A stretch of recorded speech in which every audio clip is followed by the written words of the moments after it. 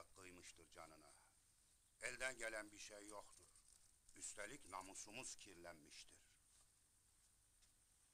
Karşı taraf Kemal'i öldürecektir. Bize düşen Zine'yi Hakk'a teslim etmektir. Bunu senin yapman uygundur Ansari. Bu acıyı senden çok ben yaşayamam. Kardeşim kurbandır. Yetmez mi? Zine'nin ölmesi Şilan'ın da ölmesi demektir. Şilan buna fırsat vermez Nuha. Ansari,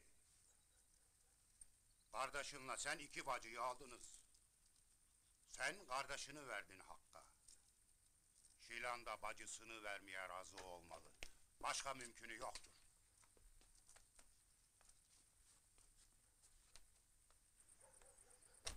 Zine'yi konuşurduk.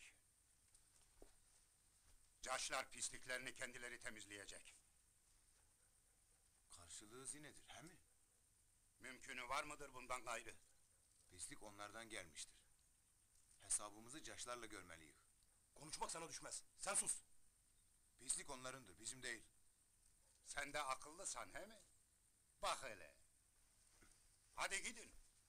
Vurun, öldürün. Kaçını öldüreceksiniz ha?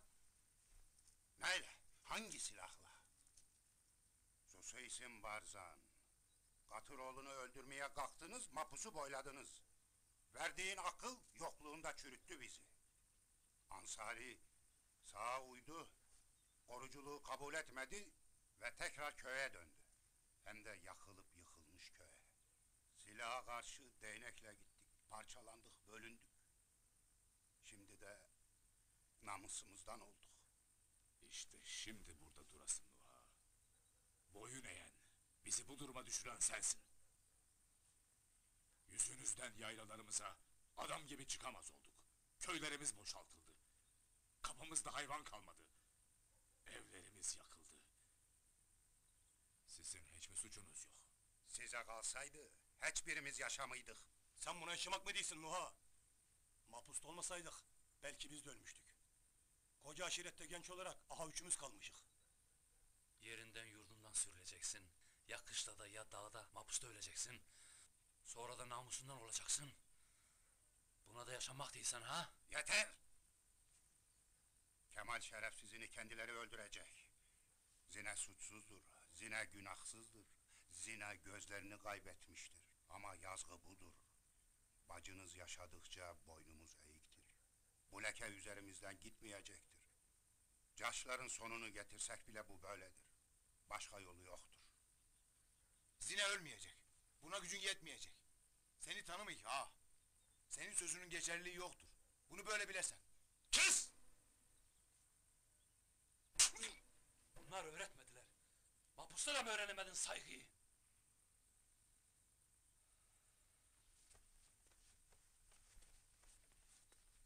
Nuha, Şıvan'ınki saygıda kusurdur mevkine karşı. Şatodan bu yüzden yemiştir şamarı. Lakin ben varken ona düşmezdi. Sakın ola kendine yontup yanlışa kapılmayasın. Eğer Zine'nin yaşaması sizin her gün ölmenizse, onların her gün ölmesi ise, bırakalım yaşasın.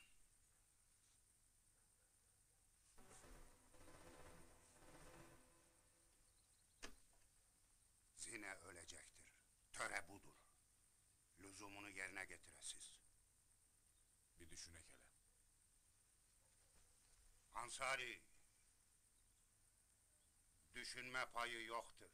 Zine ölmezse çok kan akacaktır. Vebali senindir.